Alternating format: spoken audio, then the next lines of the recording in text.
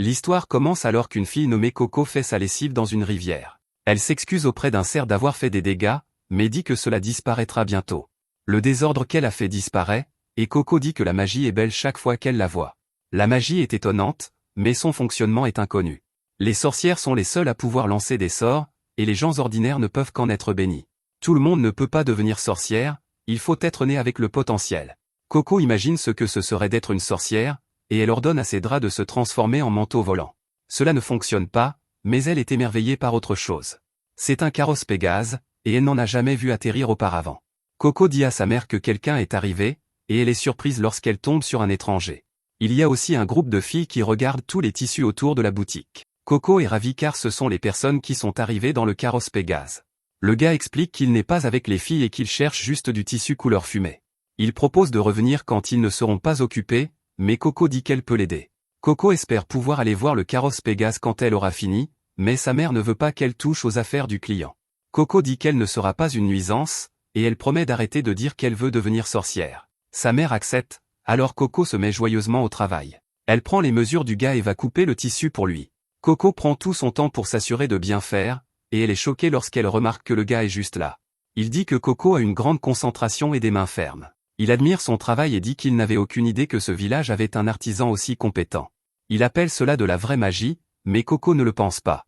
Elle dit que la magie est bien plus mystérieuse, plus scintillante et bien plus précieuse. La magie est quelque chose de précieux, et c'est quelque chose qui est hors de sa portée. Il est assez évident qu'elle était prise de magie, alors le gars se demande pourquoi elle l'aime autant.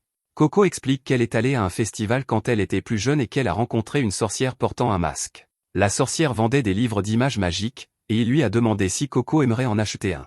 Coco adorait les livres d'images, mais elle n'avait aucune idée de ce qu'était la magie. La sorcière expliqua que la magie est un miracle qui rend ce monde vibrant. La sorcière lui donna un aperçu de ce que la magie pouvait faire, et Coco trouva cela très joli.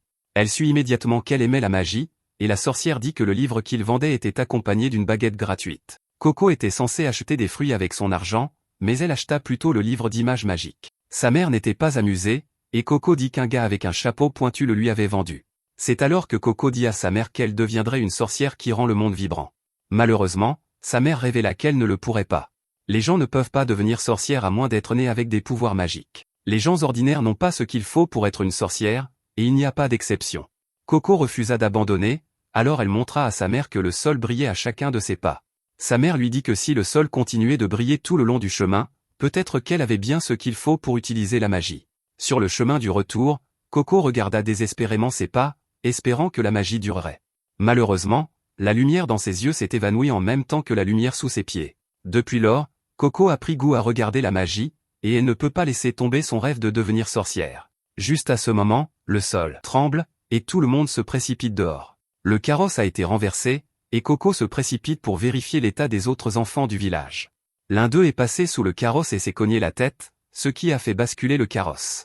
Les filles sont furieuses parce qu'elles ne pourront pas rentrer chez elles sans leur carrosse. Juste à ce moment, le gars se demande si elles aimeraient qu'il le répare. Les filles se demandent qui est ce gars, et il réalise que cela aiderait s'il avait son chapeau signature. Coco regarde alors avec émerveillement alors qu'il met son chapeau pointu. Son nom est Kifray, et il révèle qu'il est une sorcière. Il se prépare à se mettre au travail, mais faire de la magie à l'extérieur pourrait causer quelques problèmes. Coco passe à l'action et lui dit qu'il peut utiliser leur boutique. Sa mère la gronde, mais Coco fait remarquer que Kifray est une vraie sorcière. C'est peut-être sa chance de voir le moment exact où un sort est lancé. Sa mère le permet, mais les choses ne se passent pas comme prévu. Kifray a demandé à Coco de faire le guet dehors et de s'assurer que personne ne regarde dans la boutique pendant qu'il lance le sort. Il l'a laissée dehors et lui a dit que quoi qu'il arrive, elle ne doit laisser personne entrer. Coco est maintenant assise dehors et elle se demande pourquoi personne ne peut regarder comment cela se fait. La magie est partout dans le monde, mais les gens ne savent pas comment la magie est lancée.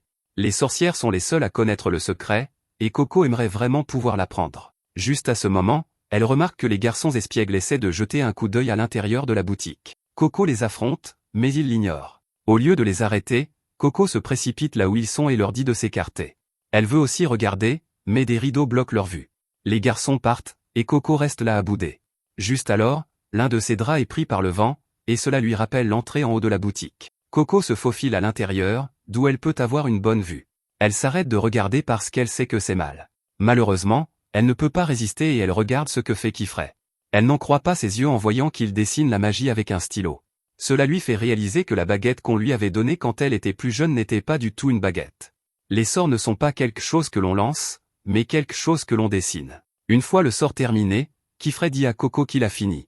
Il n'entend pas de réponse, alors il va vérifier son état. Dehors, il remercie Coco pour son dur travail, et on voit qu'elle a couru jusqu'à la porte juste à temps.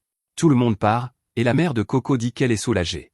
Coco aime tellement la magie qu'elle pensait que Coco voudrait partir avec la sorcière. Le père de Coco est mort d'une maladie, alors sa mère ne sait pas ce qu'elle ferait si Coco la quittait aussi.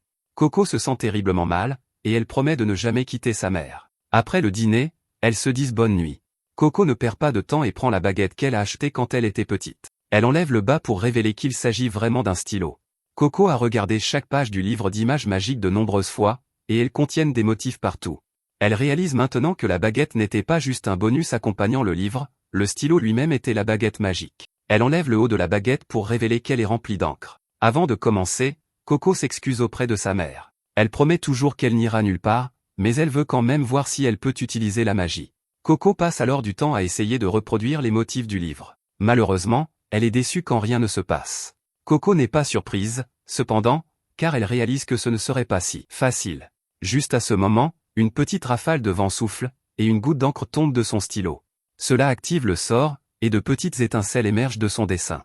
Coco n'en croit pas ce qu'elle vient de voir car cela signifie qu'elle vient d'utiliser la magie.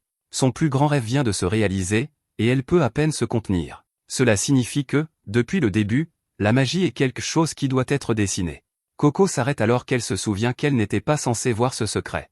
Tout cela parce que Coco a vu Kifray le faire, et elle se demande s'il se fâcherait s'il l'apprenait. Coco reprend son stylo et dit qu'elle n'en dessinera qu'un de plus. Dans la forêt, on voit que Kifray se repose un peu et qu'il a fait un petit feu avec de la magie. Quelque chose le tracasse, et cela a à voir avec le livre d'images dont il a entendu Coco parler. Juste à ce moment, il comprend ce qui le tracasse, et il sort du lit en sursaut. Chez Coco, elle doit éteindre un feu qu'elle a créé avec de la magie. Elle dit qu'elle commence à maîtriser l'utilisation de la magie, et on voit qu'elle a déjà dessiné plusieurs images. Coco a appris que les plus grands sont plus forts que les plus petits. Ceux qui sont dessinés proprement durent plus longtemps que ceux qui sont bâclés. Cependant, dessiner les motifs en grand et proprement est assez difficile à faire. Elle repense à la façon dont Kifray l'a fait et à quel point il avait l'air de le faire facilement.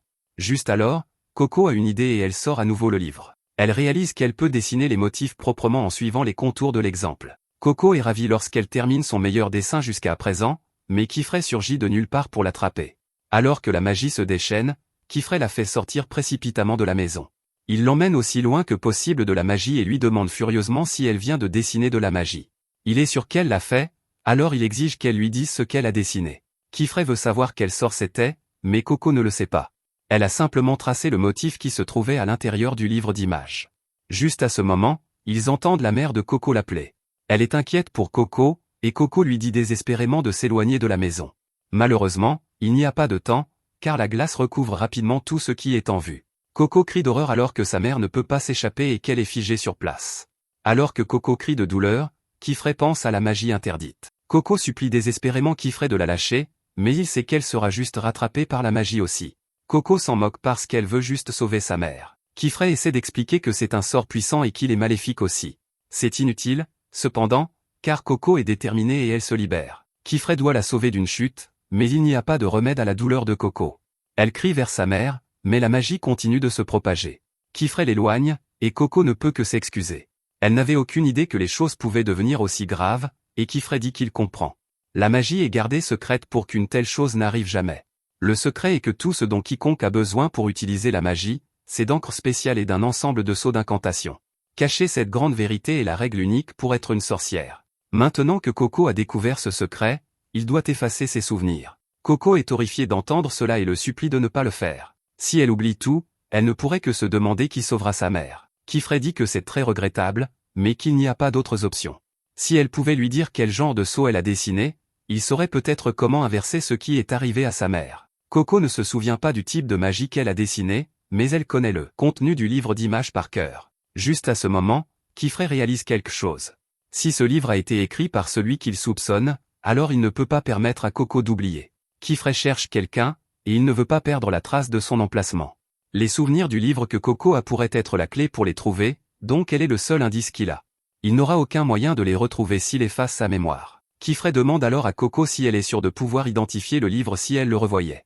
Il exige de savoir si elle s'est souvenue de chaque page par cœur et de la page exacte qu'elle a copiée. Coco dit qu'elle en est sûre, et elle comprend pourquoi il demande. S'ils peuvent trouver un autre exemplaire du même livre, ils peuvent trouver le sort d'incantation qu'elle a dessiné. Elle se demande si cela signifie qu'ils peuvent sauver sa mère. Kifray ne veut pas faire de promesses, mais il dit qu'il y a encore une chance. Coco le supplie de ne pas effacer ses souvenirs car elle veut désespérément sauver sa mère. Kifray se demande si elle peut garder le secret, et elle dit qu'elle le peut. Il lui demande si elle est prête à apprendre, et elle se demande ce qu'il veut dire. Il explique qu'une fois qu'elle connaîtra la vérité, on ne pourra pas revenir en arrière. Elle deviendra l'une de celles qui connaissent le secret, et elle doit choisir de se tenir à leur côté. C'est la seule façon pour elle de garder ses souvenirs, et Kifray déclare qu'elle va devenir une sorcière. Des heures plus tard, Coco se réveille et se retrouve dans un carrosse Pégase. Kifray dit qu'ils sont presque arrivés à destination, et il montre du doigt l'extérieur. C'est son atelier et l'école où Coco apprendra. Kifray explique qu'il a planté des graines de garde autour de la maison de Coco. Elles pousseront en un rien de temps et serviront de barrière. Kifray voit que Coco est contrariée et se demande ce qui ne va pas. Elle est en larmes et explique qu'elle a promis à sa mère de ne pas la laisser seule. Kifray lui dit de ne pas se faire de mal car elle ne savait pas ce qu'elle faisait. Il lui suggère de pleurer autant qu'elle a besoin pour pouvoir regarder devant elle. Kifray utilise un peu de magie et déclare que ce sera sa nouvelle maison à partir d'aujourd'hui. Coco est émerveillée, et il dit que ce n'est que de l'eau. Elle n'y croit pas car c'est trop rond et flottant pour être de l'eau. Kifray la laisse se laver, mais elle a peur de toucher à une magie qu'elle ne comprend pas.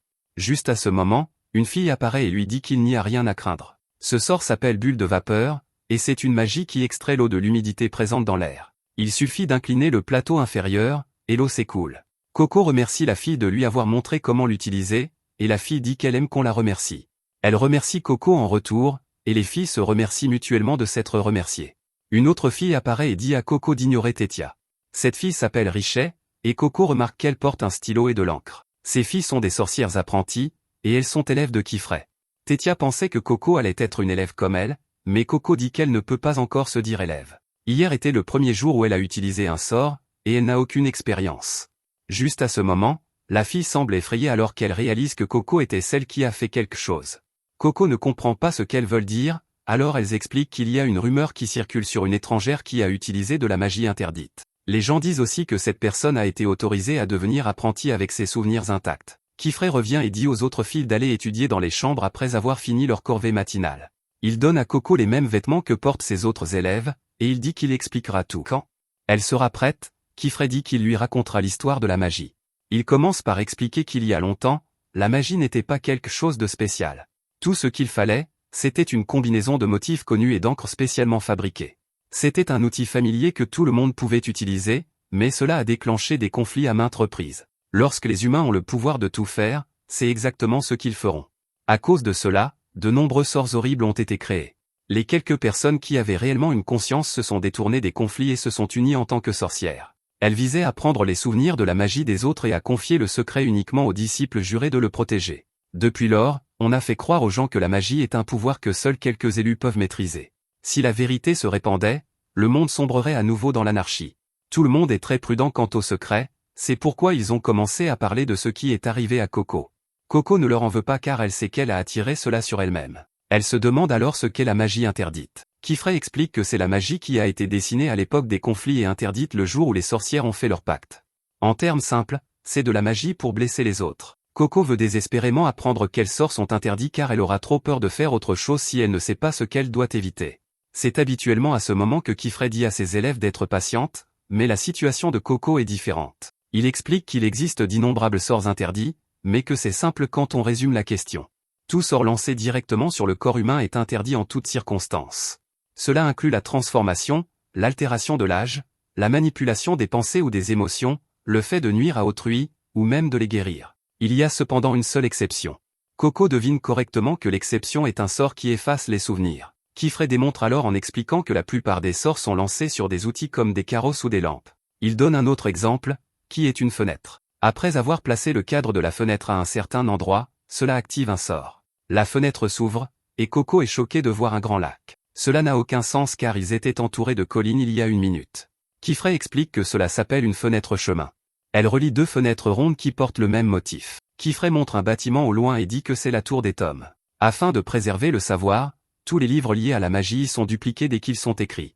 Coco réalise qu'une copie du livre d'images qu'elle a utilisé devrait s'y trouver, alors elle veut aller immédiatement à la tour. Elle refuse de dormir tant qu'elle ne l'aura pas trouvé, mais Kifré révèle qu'il y a quelque chose qui les en empêche.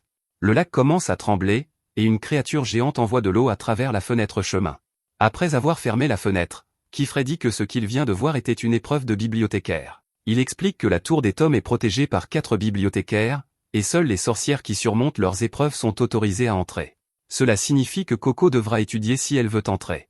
Il dit qu'il est naturel que Coco ressente de la peur, mais que les sorts qui ne sont pas interdits peuvent apporter le bonheur à tout le monde. C'est pourquoi Kifré aimerait qu'elle apprenne les sorts plus doux.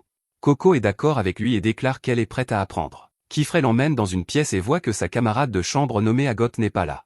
Il explique qu'elle partagera cet espace de travail avec Agot, mais qu'elle aura aussi sa propre chambre. Sa chambre se trouve au fond de l'espace de travail, en bas de quelques escaliers.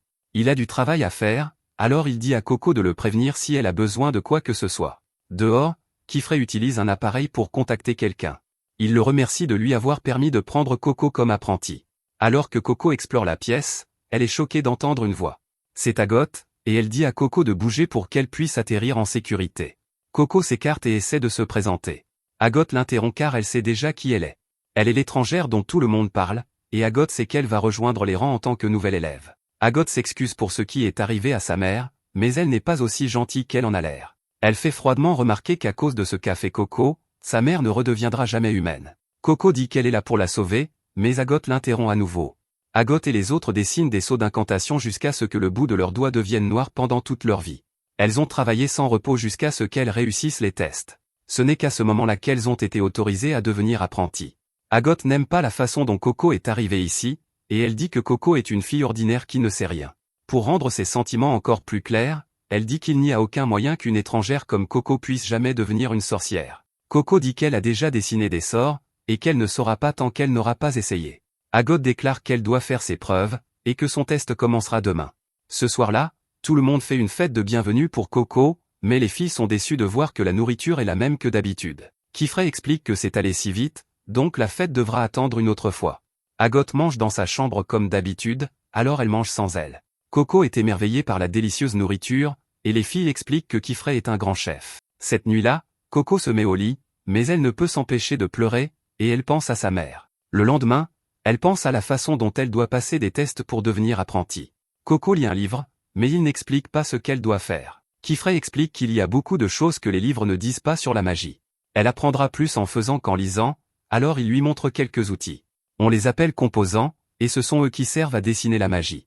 Coco dit que tout cela a l'air cool, mais elle a encore un peu peur de toucher le stylo à encre. Elle met de côté ses peurs car elle veut sauver sa mère coûte que coûte. Leur leçon commence, et Coco est rapidement dépassée. Kifré propose de lui laisser faire une pause, mais Coco dit que ça va. Cela étant dit, Kifré veut qu'elle lui dise ce qu'elle a appris. Coco explique qu'un sort est composé de 3 éléments. Le sigle au centre en est un, et il est entouré de lignes appelées signes. Ensuite, il y a le cercle extérieur qui le complète, appelé l'anneau. Les types de sigles sont le feu, l'eau, la lumière et le vent. Les signes déterminent la forme que prend la magie, ainsi que sa taille et sa direction. Lorsque l'anneau extérieur est complété, il verrouille le sceau en place et active le sort. Coco est impatiente d'en essayer un, mais elle a besoin d'un moment. Elle commence enfin, mais elle n'est pas contente de ce qu'elle a dessiné. Kifré lui dit de ne pas le jeter, mais elle ne veut même pas qu'il le regarde. Elle dit que c'est bâclé et que les lignes sont toutes désordonnées. Kifré explique que c'est normal car elle apprend encore. Ce qu'il veut souligner, c'est qu'elle n'a pas connecté son anneau. Il lui rappelle qu'un sort ne s'activera pas s'il ne forme pas un cercle complet. Kifré la rassure en lui disant qu'il est naturel d'avoir la main qui tremble quand on apprend à utiliser un nouvel outil. Si elle continue à travailler, elle apprendra à le contrôler en un rien de temps. Il lui ordonne de connecter le cercle pour qu'elle puisse activer son sort. Cela fonctionne, mais son sort finit par couvrir Agot d'eau. Coco s'excuse profusément, et elle remarque qu'elle a aussi abîmé le dessin d'Agot. Agot dit qu'elle n'est pas contrariée et qu'elle aimerait juste voir le sceau d'incantation que Coco a dessiné.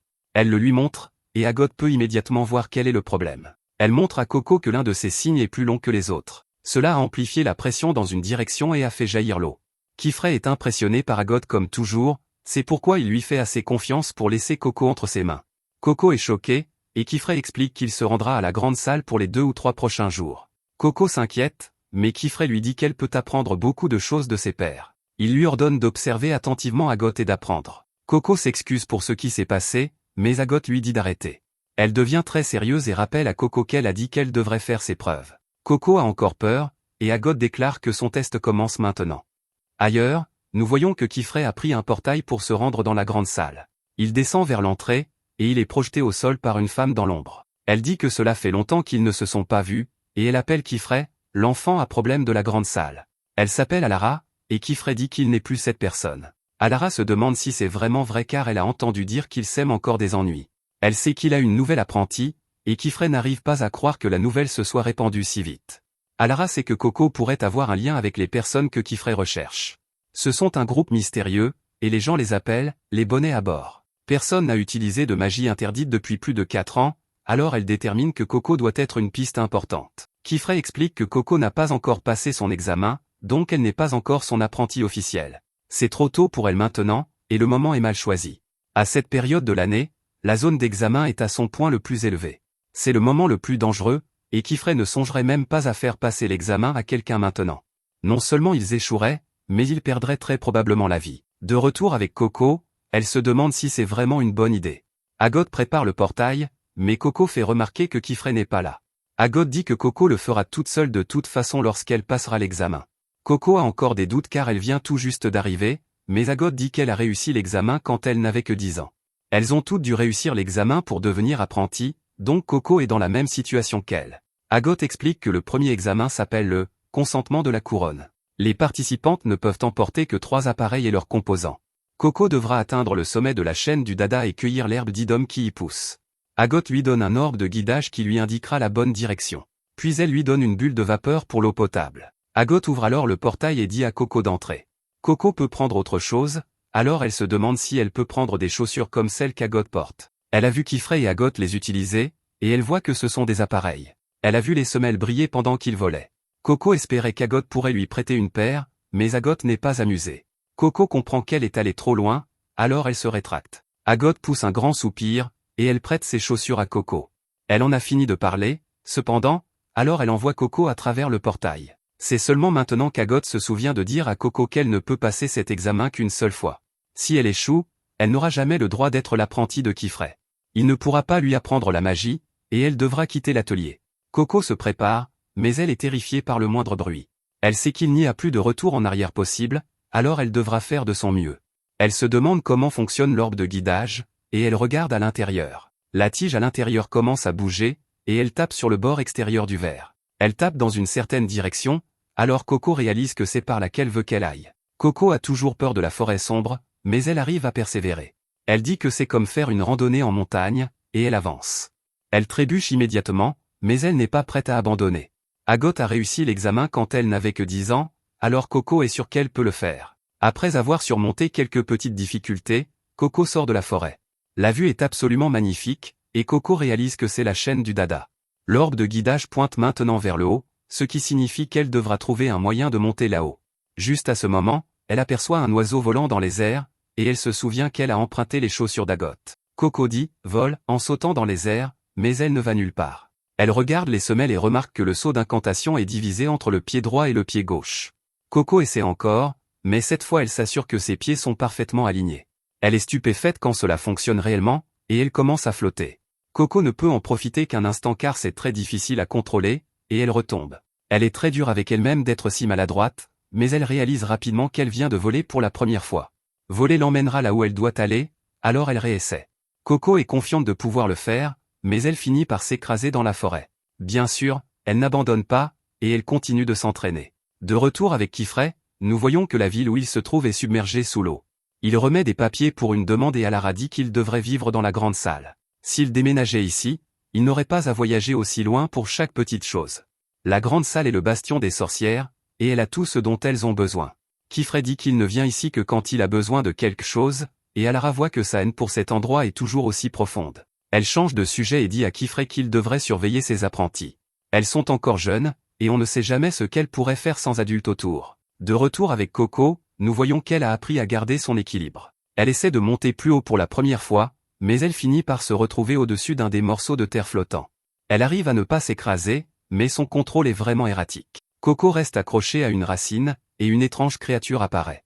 La petite chose la percute, et Coco panique. Elle s'écrase à nouveau et réussit tout juste à amortir sa chute. La créature s'appelle un pinceau copain, et Coco n'en a jamais vu auparavant. Le petit la suit partout, et Coco remarque que ses chaussures sont remplies de boue. Elle les sèche un peu, mais elle est horrifiée quand elle réalise qu'elle a effacé le sceau d'incantation.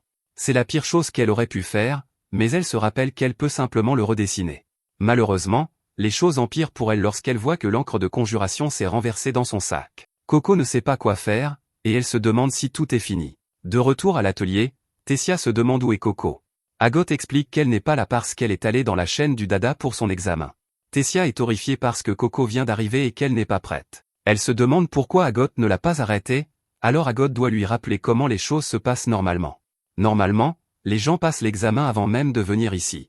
Agathe dit que si Coco ne peut pas réussir un examen aussi simple que celui-ci, alors elle ne mérite pas d'être apprentie.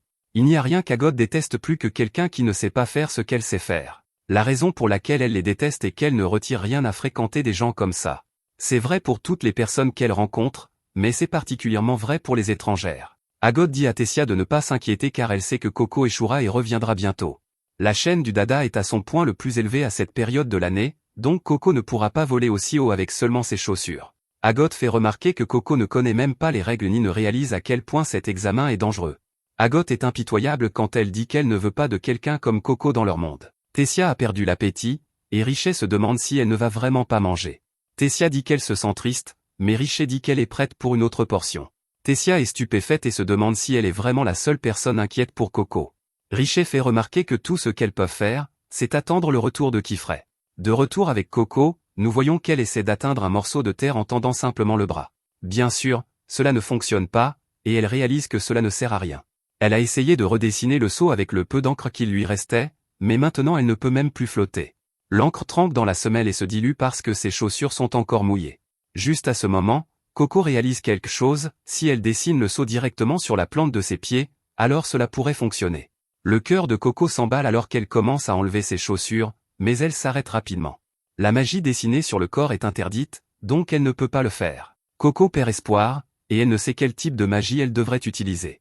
À ce rythme, elle va échouer, et elle détermine qu'Agathe avait probablement raison. Elle pense que n'importe qui peut dessiner un sort, mais cela ne signifie pas qu'il sera bon.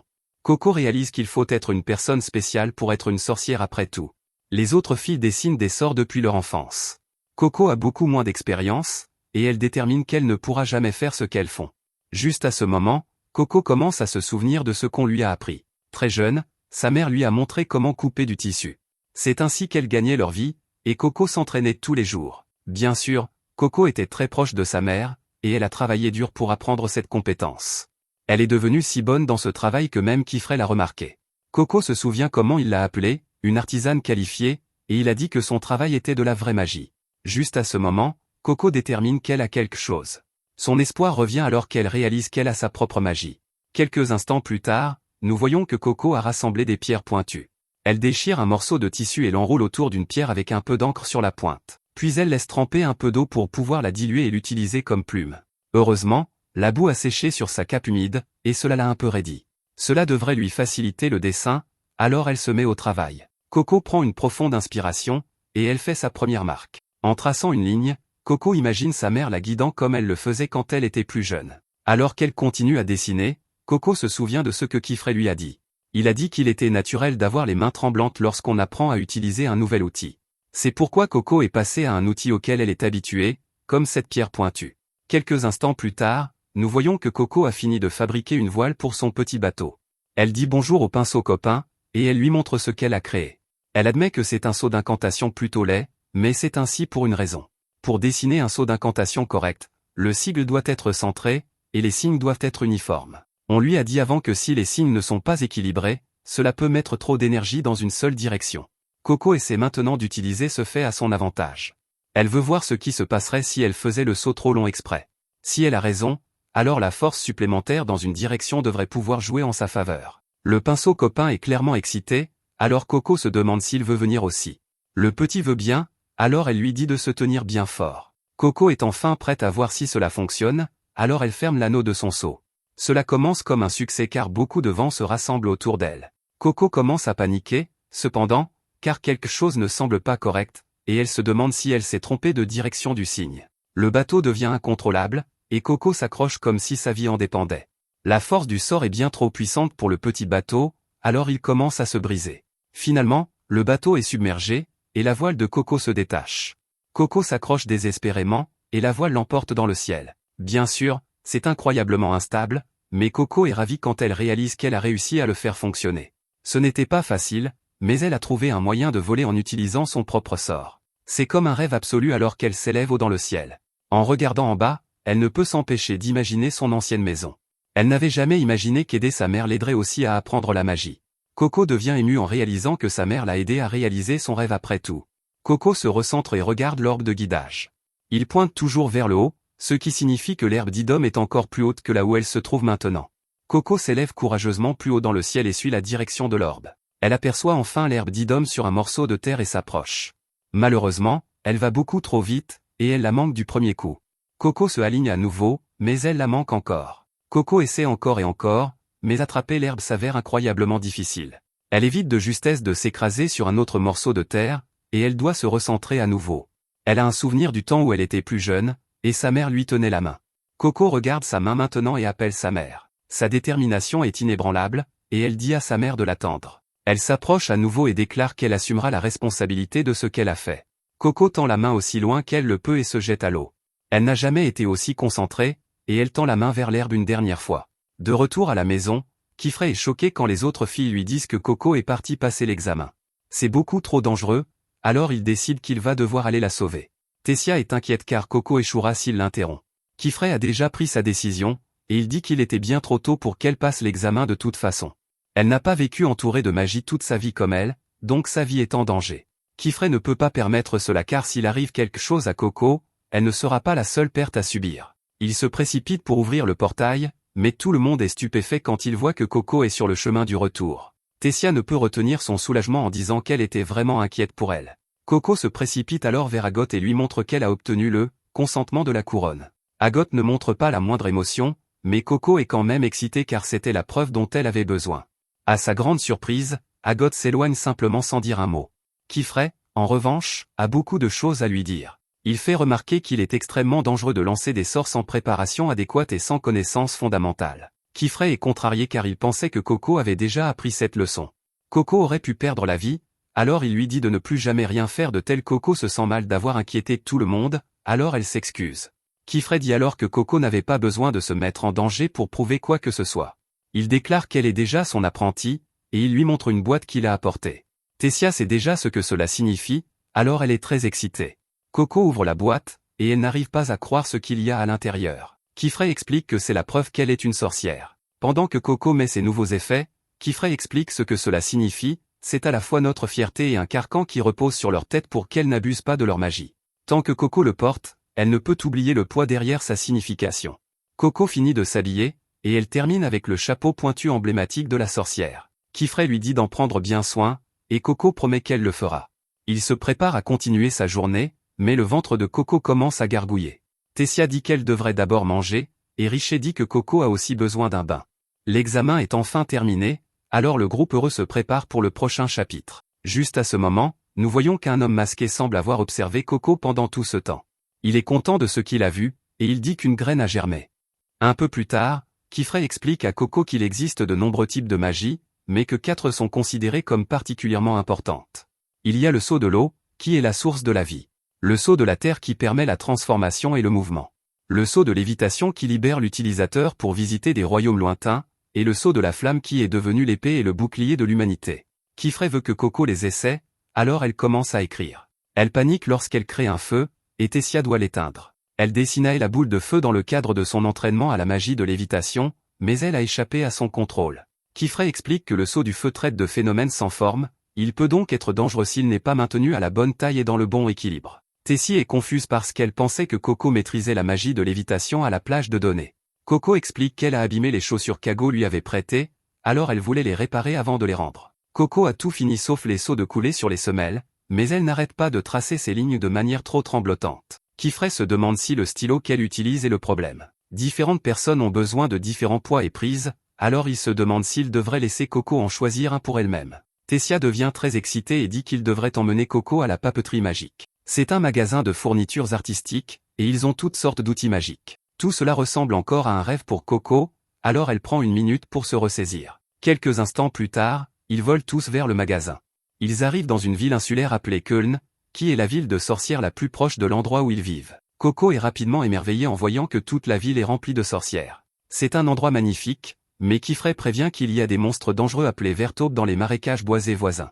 Pour protéger la ville de ces monstres, les sorcières ont transformé une partie du banc de sable en une île pour supporter une tour de guet. Des sorcières ont commencé à se rassembler ici, et l'endroit est devenu ce qu'il est aujourd'hui. Juste à ce moment, Ago dit aux autres qu'elle a mieux à faire que de jouer les guides touristiques pour Coco. Il y a des magasins qu'elle veut visiter, alors elle s'en va seule. Kifrey l'autorise et lui dit de les retrouver plus tard à la papeterie magique. Il se demande comment se passent les choses entre Coco et Ago, alors Coco doit expliquer qu'elles ne sont pas très proches. Bien sûr, Coco reste sans voix alors qu'elle traverse la ville et voit tout ce que le marché a à offrir. Tout est si fantaisiste, mais une étrange silhouette dans une ruelle sombre attire son attention. Coco a cru voir quelque chose, mais les autres lui rappellent de rester ensemble. Ils arrivent enfin à la papeterie magique appelée l'épée étoilée. À l'intérieur, Coco se retrouve une fois de plus sans voix quand elle voit qu'un arbre géant pousse à travers le milieu du magasin. Le propriétaire du magasin dit qu'il ne voit pas souvent l'apprenti d'une sorcière être émerveillé par un arbre d'argent. C'est très courant, et il n'arrive pas à croire que Coco ne le sache pas. Kifrey explique qu'elle n'est pas apprentie depuis longtemps, alors le gars réalise qui elle est. Coco est devenue en quelque sorte célèbre, alors il s'excuse de ne pas avoir réalisé plus tôt. Ce gars s'appelle Nanao, et il est le propriétaire de l'épée étoilée. Nanao déclare que tous les composants de son magasin ont été fabriqués par lui et son petit-fils, Tarta. Il a également la capacité d'extraire de l'encre de conjuration à la concentration qu'ils veulent. Coco ne sait même pas ce que cela signifie, alors Nanao dit qu'il peut lui montrer. En montant les escaliers, elle aperçoit Tarta, qui est très concentré sur son travail. Quand ils arrivent à l'étage supérieur, Nanao coupe une branche de l'arbre. Il met la branche dans une fiole placée au-dessus d'une flamme, et les filles regardent avec émerveillement l'eau devenir noire. Nanao explique que les branches sont d'un blanc argenté quand elles sont saines, mais qu'elles deviennent noires quand elles meurent. Dans cet état, c'est toxique à la fois pour l'arbre et pour les humains.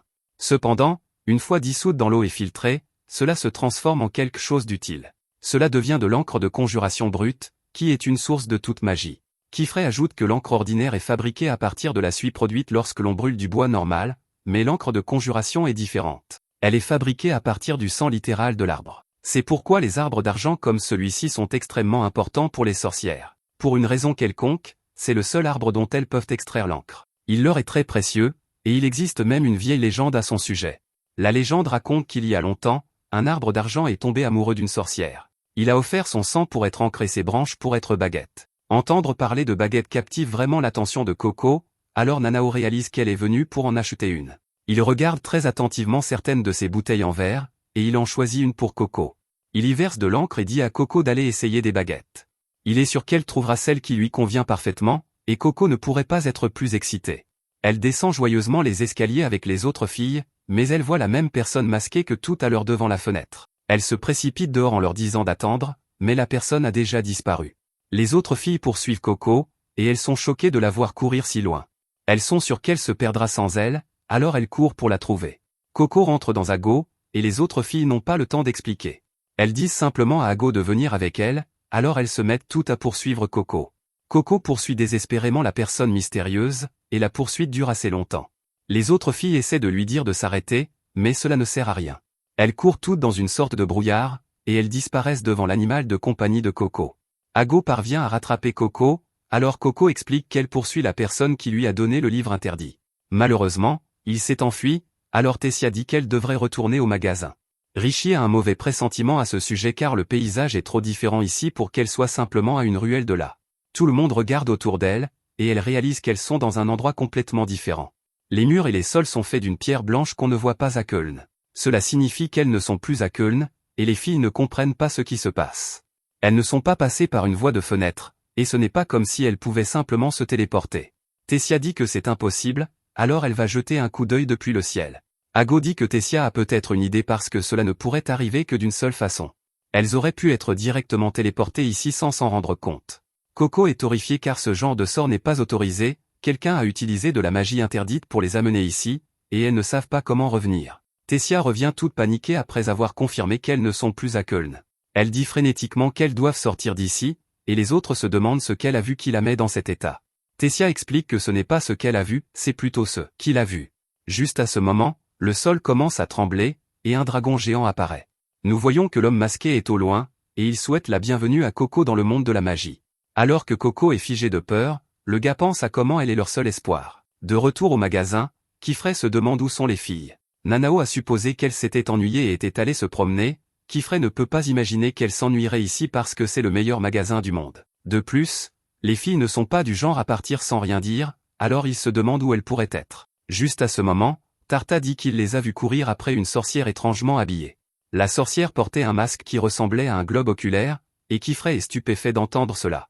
De retour avec les filles, elles sont toutes horrifiées alors que le dragon géant les regarde. Ago dit aux autres de rester calmes et de rester parfaitement immobiles. Elles doivent maintenir un contact visuel avec la bête tout en reculant très lentement. Quand elles seront suffisamment loin, elle leur donnera le signal, et elles courront aussi vite qu'elles le pourront. Les filles font exactement cela, et elles créent une certaine distance entre elles et le dragon. Quand elles sont suffisamment loin, Ago leur donne le signal, et elles courent toutes pour sauver leur vie. Le dragon les poursuit, et il est bien trop rapide. Ago doit leur acheter du temps avec une attaque de feu, et elle dit à tout le monde que c'est leur chance de courir. Elle crée encore plus de distance, et Coco dit à Ago que son sort était incroyable. Ago explique qu'elle a utilisé le sceau du feu entouré du signe du vent en spirale. Coco n'arrive pas à croire qu'elle l'ait dessiné si vite, mais Ago dit que ce serait impossible. Ce qu'elles font en réalité, c'est dessiner les sorts à l'avance dans un objet appelé un cœur de paume. Avec ce petit dispositif, elles peuvent utiliser les sorts en une seconde simplement en fermant l'anneau du cercle. Juste à ce moment, les filles tombent sur une impasse, et elles voient que le dragon s'approche.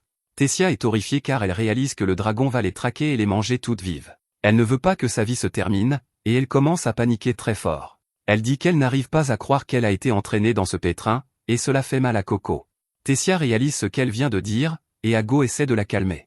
Elle lui rappelle qu'elles sont apprenties sorcières et qu'elles trouveront un moyen de s'en sortir avec leur magie. Cela étant dit, Ago dit qu'elle utilisera un sort de brise-mur pour créer une issue de secours. Elle dit à Tessia et Rishi de lui acheter du temps, alors les autres filles se préparent. Pendant qu'elle se prépare, Coco pense à ce qu'elle a vu dans les yeux de Tessia. Tessia la blâme pour tout cela, et Coco peut comprendre pourquoi. Tessia finit de dessiner son sort, et elle le place dans sa robe. Cela fait voler sa robe, et elle parvient à attirer l'attention du dragon. Cela leur fera gagner du temps, alors les autres filles lui disent qu'elle a fait du bon travail. Coco est également émerveillée, mais elle remarque un étrange cercle magique au loin. Elle essaie d'en parler à Ago, mais cela fait rater son dessin à Ago. Bien sûr, Ago est furieuse et dit à Coco qu'elle ne peut pas toucher quelqu'un pendant qu'il dessine. Coco dit qu'elle ne l'a pas fait exprès, mais cela ne fait qu'empirer les choses. Ago fait remarquer que Coco ne fait jamais exprès les choses qu'elle fait, transformer sa mère en pierre et mettre toutes les filles en danger ont été des accidents.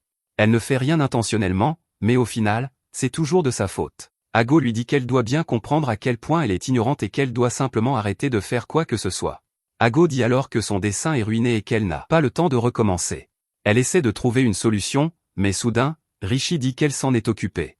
Elle termine son propre dessin et crée un trou géant dans le mur. Ago lui dit qu'elle a fait du bon travail et dit qu'elles peuvent enfin laisser cette impasse derrière elle. Ago précise qu'elle parle d'une partie du labyrinthe, mais elle ne blâmerait pas Coco si elle pensait qu'elle parlait d'elle. Les filles continuent leur fuite, et Coco se demande ce que Kifray lui dirait de faire. De retour en ville, nous voyons que Kifray a cherché les filles. D'après ce que Tarta lui a dit, il a déterminé que les chapeaux sont derrière tout cela. Ils ont une réputation terrifiante, et personne n'aurait imaginé que l'un d'eux viendrait ici.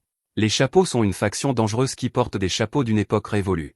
Leurs identités sont un mystère car ils portent des masques pour couvrir leur visage. Kifray pensait que Coco leur donnerait un indice, mais il ne s'attendait pas à ce que les chapeaux viennent à elle. Il se demande si Tarta a plus d'informations, mais non. Heureusement, le petit pinceau compagnon de Coco attire l'attention de Kifray. Kifray se souvient que Coco a ramené ce petit gars, et il semble qu'il était avec les filles quand elles ont disparu. Il sait même où elles sont allées, alors Kifray suit son guide. Il fera très bientôt nuit, alors Kifray espère juste que tout le monde est en sécurité. Le dragon attrape le leurre de Tessia et les filles continuent de courir pour sauver leur vie. La créature est absolument terrifiante et elle fait trembler le sol à chaque fois qu'elle atterrit. Les filles sont horrifiées lorsqu'elles réalisent qu'elles sont revenues au même trou que Rishi avait ouvert auparavant. Rishi a perdu le compte du nombre de fois que cela s'est produit et les filles décident de trouver un endroit couvert pour se cacher. Elles trouvent un endroit et Tessia a du mal à accepter leur situation.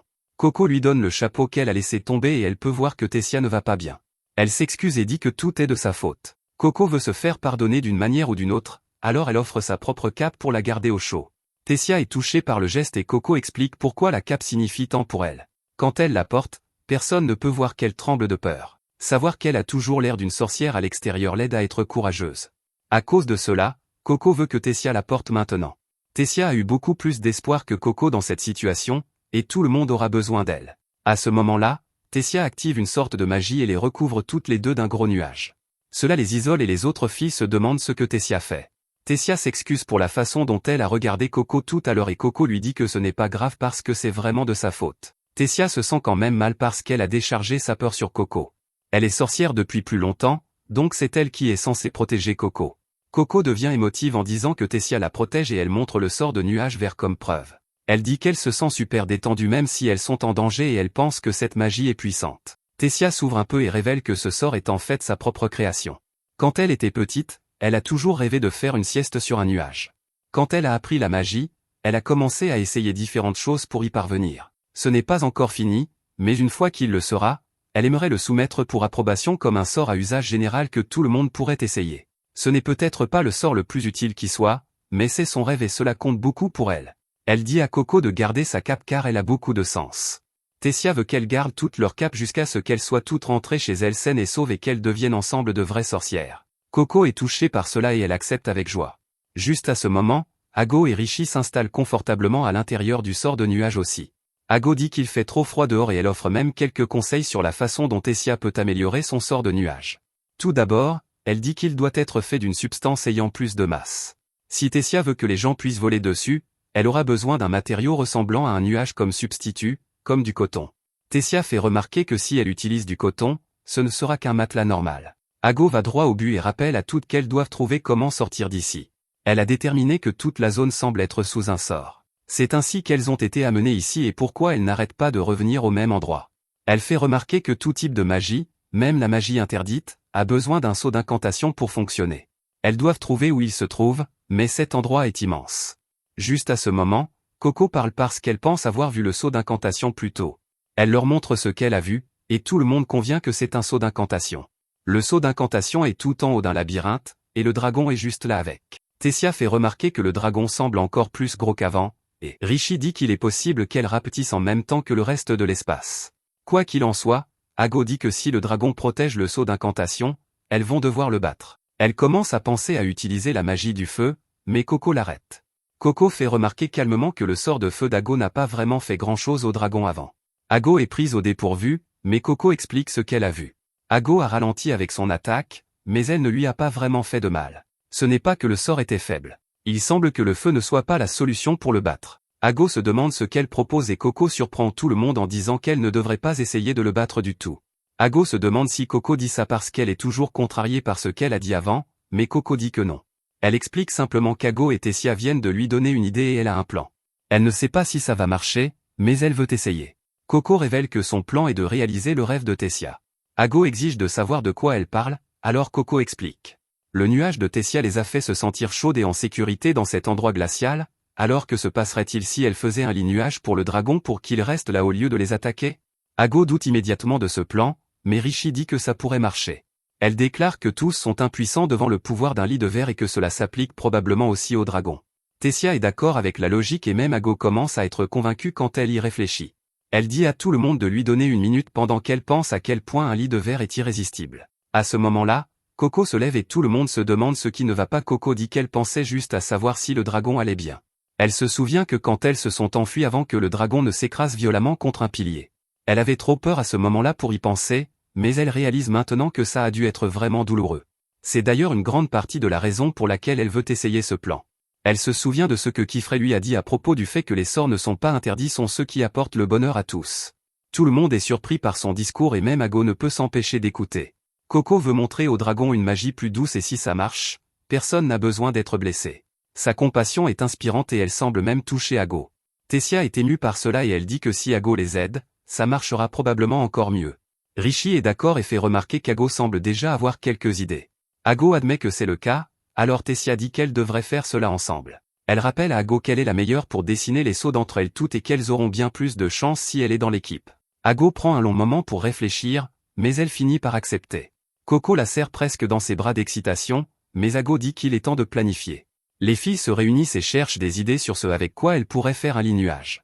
Elles ont besoin de quelque chose d'aussi moelleux qu'un nuage, mais avec une substance appropriée, quelque chose qu'elles peuvent trouver dans cet endroit, et qui peut aussi supporter le poids d'un dragon. Tessia suggère du papier déchiqueté, Mais Ago dit que même si elle déchiquetait tous leurs 4 appareils, cela ne suffirait pas. Coco suggère du tissu, et Rishi suggère des cheveux, mais Ago les rejette aussi. Juste à ce moment, Ago réalise qu'elle pourrait peut-être utiliser du sable. Elle explique qu'elles peuvent créer du sable très fin en brisant les murs et les sols en utilisant le sort de brise-mur. Ago se met au travail et commence à dessiner. Elle explique que plus il y a de signes dessinés sur le seau, plus le sable produit sera fin, et encore plus si les seaux sont plus petits. Rishi dit qu'elle devrait lui laisser les petits seaux, et elle commence à dessiner comme une folle. Coco n'en croit pas ses yeux à quelle vitesse elle va, et Tessia dit que c'est la spécialité de Rishi. Ago dit à Tessia de penser à un sort qui rassemblera le sable sur la place centrale sans trop le tasser. Quant à elle, elle essaiera de penser à un sort d'enveloppement qui le maintiendra en place. Tout le monde sait quoi faire, alors elle se met en mouvement. Coco se demande ce qu'elle devrait faire, alors Ago lui dit de ne pas gêner. Elle a accepté le plan de Coco, mais Coco n'a pas un niveau de compétence tel qu'Ago peut lui confier un sort. La meilleure chose qu'elle puisse faire maintenant est de ne pas gêner. Coco comprend, alors elle regarde les autres depuis un endroit sûr. Coco regarde l'un des sorts qu'Ago a jeté, et elle se demande comment elle dessine un cercle aussi parfait. Elle regarde de plus près et ne peut s'empêcher d'admirer Ago. Ago trace le cercle dans l'air plusieurs fois au début, puis commence au point le plus proche d'elle. Coco se demande si les autres filles font de la même manière, alors elle les observe attentivement. Elle est choquée de réaliser que les autres filles font de la même manière. Coco se demande alors comment elle a fait tout ce temps, et elle réalise quelque chose. Elle n'a jamais vraiment réfléchi à des choses comme par où commencer et à quoi la forme finale devrait ressembler. Coco est incroyablement motivée et elle décide d'essayer jusqu'à ce qu'elle puisse le faire comme elle. Des heures passent pendant que Coco pratique encore et encore. À la tombée de la nuit, les filles ont froid et manquent de papier. Elles sont également bloquées car elles ont heurté un mur avec le sort d'enveloppement. Le dragon rugit au loin, et Ago dit que c'est sans espoir. Un signe de convergence tasserait trop le sable, et une membrane d'air serait trop faible et se désintégrerait. Rishi suggère de le renforcer avec de fines bandes de tissu, mais Ago dit que le simple fait de l'envelopper ne suffira pas. Les filles se creusent toute la tête pour essayer de trouver une solution, mais rien ne semble fonctionner. À ce moment-là, l'attention de tout le monde se porte sur le feu que Coco vient de faire, et elle dit qu'elle a enfin réussi. C'est une boule de feu, et Ago ne peut que se demander pourquoi elle fait ça maintenant.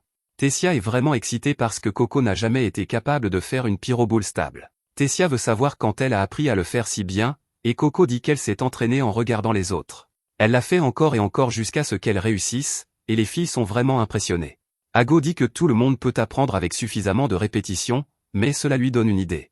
Elle réalise que la répétition est la réponse à leurs problèmes, et elle sait exactement quoi faire. Après qu'Ago a expliqué le plan au groupe, les filles se préparent. Alors qu'elles se déplacent, elles déterminent que le dragon grossit, donc elles doivent finir rapidement. Ago dit à Rishi d'y aller et les filles commencent à dessiner. Elles travaillent incroyablement vite et avec une grande précision. Elles se sont séparées en 2 groupes, et elles communiquent en s'envoyant des signaux. Finalement, leurs sauts sont presque terminés, et tout ce qui reste est de fermer le cercle. Elles s'envoient des signaux, donc elles ferment leur cercle en même temps. Leur sort déclenche une explosion, créant d'immenses nuages de sable. Les filles se déplacent rapidement pour activer d'autres sauts qu'elles ont à proximité. Le dragon pousse un rugissement fort alors que du sable va partout. Tous les sauts ont été activés, alors Ago dit qu'il est temps de se regrouper.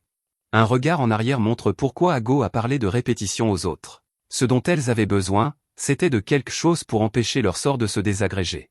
Son idée était d'envelopper le sort dans une magie de répétition qui le ramène constamment à sa forme initiale. En d'autres termes, elles envelopperaient la combinaison de brise-mur et de nuages bouffants dans un sort de répétition pour créer un nuage de sable. Le dragon est vraiment gros, donc Ago a déterminé qu'elles auraient besoin de 5 sorts. Après avoir activé tous les sauts, les filles se regroupent enfin. Si elles ont réussi le positionnement et le timing pour combiner les 5 sauts en un seul, alors même lorsque le dragon s'y enfoncera avec son poids, le nuage de sable devrait pouvoir le retenir. Le nuage devrait continuellement essayer de revenir à sa forme originale et maintenir son moelleux. Étonnamment, le dragon semble curieux alors qu'il s'approche du nuage. Les filles attendent avec impatience de voir ce qui se passe, et elles sont toutes choquées lorsque le dragon jette son corps géant dessus. Il semble aimer le lit moelleux, et les filles l'appellent le coussin neutralisant de dragon.